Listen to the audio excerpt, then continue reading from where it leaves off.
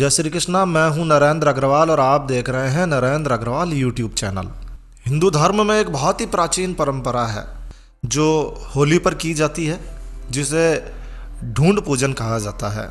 भागते दौड़ते आधुनिक युग में हमारी प्राचीन परंपराएं, हमारी पुरानी परंपराएं अब धीरे धीरे समाप्त होने जा रही है, समाप्त होती जा रही है, क्योंकि अब होली पर पहले की तरह हुड़दंग नहीं होता है। पहले की तरह बच्चे अब होली के जो रस्में रिवाजें हैं, जो परंपराएं हैं, उन पर ध्यान भी नहीं दे रहे हैं नए बच्चे, और धीरे धीरे ये परंपराएं लुप्त सी होती जा रही है, जबकि हमारी परंपराएं ही हमारी पहचान है। तो आज इस वीडियो में हम आपको ढूंढ पूजन क्या है, कैसे की जाती है, इसमें क्या किया जाता है, सारी जानकारी आपको इस वीडियो में मिलने वाली है। तो यदि आप ढूंढ पूजन के बारे में कुछ जानना चाहते हैं तो आपकी जिज्ञासा यहाँ आकर समाप्त होने वाली है।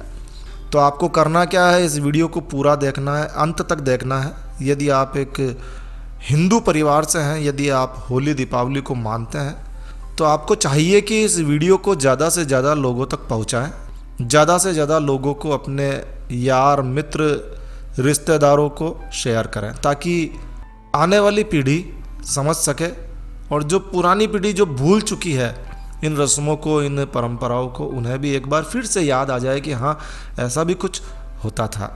तो ढूंढ पूजन हिंदू धर्म को मानने वालों की एक बहुत ही प्राचीन, बहुत ही पौराणिक सामाजिक रस्म है। ये रस्म बच्चे के जन्म से जुड़ी हुई है। तो जब किसी हिंदू परिवार में बच्चे का जन्म होता है और बच्चे के जन्म के तुरंत बाद में जब होली आती है, यानी कि बच्चे के जन्म के बाद में जो पहली होली होती है बच्चे की, तब ढूंढ पूजन की रस्म की जाती है। तो ये रस्म होली से पूर्व आने वाली 11 के दिन या फिर होली का दहन वाले दिन की जाती है। तो होली से पहले आने वाली 11 के दिन, एकादशी के दिन और होली का दहन वाले दिन इसे किया जाता है। अब इस रस्म में क्या होता है, ये रस्म क्यों की जाती है, ऐसे कई प्रश्न आपके मन में होंगे कि आखिर इस रस्म का क्या फ़ायदा है, इस रस्म का क्या महत्व है और ये रस्म कैसे की जाती है। तो चलिए इसे समझते हैं। तो इस रस्म में क्या होता है कि जो नवजात शिशु की माँ होती है, यानी कि बच्चे की माता, पीली चुंदड़ी ओढ़कर बैठती है, जिसे पीला कहा जाता है राजस्थान में। पीली चुंदड़ी ओढ़कर बैठ जाती है, और ये पीला या बेस जो है वो बच्चे के ननिहाल पक्ष से भेजा जाता है। ये एक रस्म है। तो जो बच्चे का ननिहाल होता है या फिर जो बच्चे की माता है, उसके पीहर से ये पीला आता है।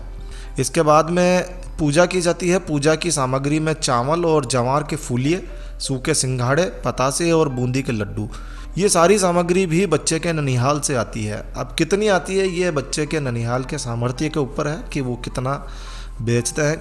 बहुत अधिक मात्रा में भी लोग लाते हैं और उसे फिर बांट दिया जाता है। तो ननिहाल के अलावा ये कई स्थानों से और लाई जाती है, जैसे कि बच्चे की बुआ के घर से भी लाई जाती है ये सामग्री। इसके अलावा बच्चे के लिए सफ़ेद कपड़े भेजे जाते हैं। जी हाँ, बच्चे के लिए सफ़ेद कपड़े भेजे जाते हैं, छोटे शिशु के लिए। और ढूंढ पूजन के दौरान बच्चे को यही कपड़े पहनाए जाते हैं जो बच्चे के ननिहाल से आते हैं, सफ़ेद रंग के कपड़े होते हैं। तो आप समझ गए होंगे कि ये एक प्रकार की पूजा है जिसमें बच्चे की माता को पीली ओढ़नी ओढ़कर बैठना होता है। अब कैसे की जाती है, चलिए इस विधि को समझते हैं। तो ढूंढ वाले दिन पूजा की तैयारी की जाती है। एक बाजोट पर एक सफ़ेद या लाल कपड़ा बिछा दिया जाता है। बाजोट यानी कि पाटा, लकड़ी का पाटा होना चाहिए। एक बाजोट पर सफ़ेद कपड़ा या फिर लाल कपड़ा बिछाकर उस पर स्वास्तिक का चिन्ह बनाया जाता है, और फिर उस बाजोट पर तहरे स्थानों पर थोड़े थोड़े फूलिये, पतासे, सिंघाड़े और एक एक लड्डू रखे जाते हैं। तो तहरे स्थानों पर ये सामग्री रखी जाती है, और इन तहरों स्थानों पर ही श्रद्धा के अनुसार रुपए रखे जाते हैं। आप 1-1 रुपया भी रख सकते हैं। आजकल 1-1 रुपये का चलन नहीं रहा है, तो आप 10-20 रुपये रख सकते हैं। 13 स्थानों पर रखे जाते हैं। एक थाली में रोली, कुमकुम, चावल, हल्दी, मूली और जल से भरा हुआ लोटा और अन्य पूजा सामग्री रखी जाती है। तो ये पूजा की तैयारी हो गई। अब क्या होता है, फिर बच्चे की माता एक अन्य चौकी पर, ये पूजा वाली जो चौकी तैयार की है, पाटा बाजोट, उस पर नहीं बैठना है। एक अलग से एक चौकी और रखी जाती है। उस पर अपने पीहर या ननंद के घर से जो बेस या पीला आया हुआ है उसे पहनकर बच्चे को गोद में लेकर अलग से जो चौकी लगाई है उस पर बैठ जाती है और पूजा के लिए तैयारी शुरू हो जाती है। अब इस रस्म की सबसे खास बात यह है कि बच्चे के जन्म से लेकर घर परिवार में जब भी कोई शुभ कार्य, कोई भी पूजा इत्यादि की जाती है, तब बच्चे को जो तिलक लगाया जाता है वो सीधा नहीं लगाया जाता है। जी हाँ, बच्चे के जन्म से लेकर ढूंढ पूजन तक, है ना। बच्चे का जब जन्म हुआ उससे जब तक अगली होली, जब जो पहली होली नहीं आती है, तब तक बच्चे को जो तिलक लगाया जाता है वो कभी भी सीधा नहीं लगाया जाता है, आड़ा तिलक लगाया जाता है, लेफ्ट टू राइट, है ना, इस तरह से लगाया जाता है। और ढूंढ पूजन की रस्म के बाद से ही बच्चे को सीधा तिलक लगाना शुरू करते हैं। ये बहुत ही प्राचीन, बहुत ही पुरानी रस्म है, बहुत ही पुरानी रस्म है। तो बच्चे की माता एक अन्य चौकी पर या बाजोट पर बैठ जाती है, अपने पीहर से या फिर ननंद के घर से जो बेस आया है, पीला आया है, वो पहनकर बच्चे को गोद में लेकर पूजा के लिए पाटे पर बैठ जाती है। पूजा के समय ढोल बजाया जाता है, तो जाहिर सी बात है ढोल वाले को पहले से बुलाना होगा। पूजा के समय ढोल बजाया जाता है, आस पड़ोस के लोगों को पहले से ही इनवाइट किया जाता है कि आपको ढूंढ पूजन में आना है, तो आस पड़ोस के लोग भी इकट्ठे होते हैं। रिश्तेदारों की उपस्थिति में ढोल ढमाकों के साथ में ढूंढ पूजन शुरू किया जाता है। तो कैसे करते हैं, तो बाजोट पर तहरे स्थानों पर सामग्री रखी गई है, उस पर हल्दी कुमकुम के छांटे लगाए जाते हैं। फिर कुमकुम रोली से बच्चे को सीधा तिलक यानी कि टीका लगाया जाता है। फिर बच्चे के सफ़ेद कपड़ों पर जो उसे पहनाए गए हैं वो हल्दी कुमकुम के छांटे उस पर भी लगाए जाते हैं। उसके बाद में बच्चे की माँ खुद के तिलक लगाती है। तो ये पूजा कौन करता है, ये पूजा बच्चे की माँ के द्वारा की जाती है। ठीक है जी, समझ में आ रही होगी बात आपके। फिर बच्चे की माँ उस बाजोट के यानी कि उस पाटे के धोख देकर पाटे पर रखी हुई सामग्री अपनी सास को देती है, अपनी सासू माँ को देती है। और फिर उपस्थित जो महिलाएं होती है, जो आस पड़ोस से इकट्ठी होती है ढूंढ पूजन के दौरान, वो पारंपरिक गीत गाए जाते हैं, ढूंढ के गीत होते हैं, पारंपरिक गीत गाए जाते हैं। सास के द्वारा जो ये सामग्री जो बहू ने सास को दी है, वो उसमें सास अन्य सामग्री मिला देती है, जो पूजा के अलावा जो और भी सामग्री आई हुई रहती है वैसे की वैसी वो उसमें मिला दी जाती है। जो फूलिए होते हैं, जो पतासे होते हैं, वो सब एक मिक्स कर दिए जाते हैं और फिर ये सामग्री थोड़ी थोड़ी उपस्थित महिलाओं में बांट दी जाती है।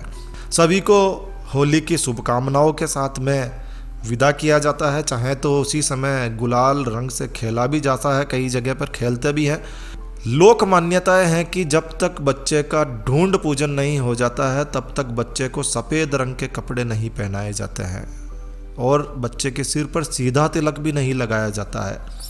ढूंढ पूजन होने के बाद ही या ढूंढ पूजन पर ही सबसे पहले बच्चे को सफ़ेद रंग के नए कपड़े पहनाए जाते हैं और पहली बार उसे सीधा तिलक किया जाता है। तो ये है ढूंढ पूजन की जानकारी। ये जानकारी श्रीमती पुनीता अग्रवाल जी के सहयोग से हमने तैयार की है और आशा है आपको यह जानकारी अच्छी लगी होगी।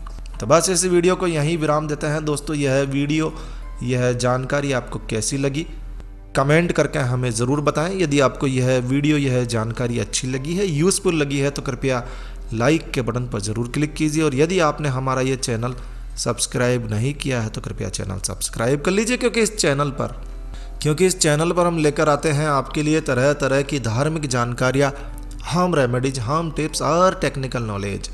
तो सब्सक्राइब करने पर आपको हमारे नए वीडियोस की अपलोड्स लगातार निरंतर मिलती रहेगी। तो अभी सब्सक्राइब के लाल बटन पर क्लिक करके चैनल सब्सक्राइब कर लीजिए। तो एक नया वीडियो, एक नई जानकारी लेकर मैं आपका दोस्त नरेंद्र अग्रवाल फिर मिलूंगा। तब तक के लिए stay healthy, stay happy. Thank you for watching my video. Thanks. जय श्री राम, जय हनुमान।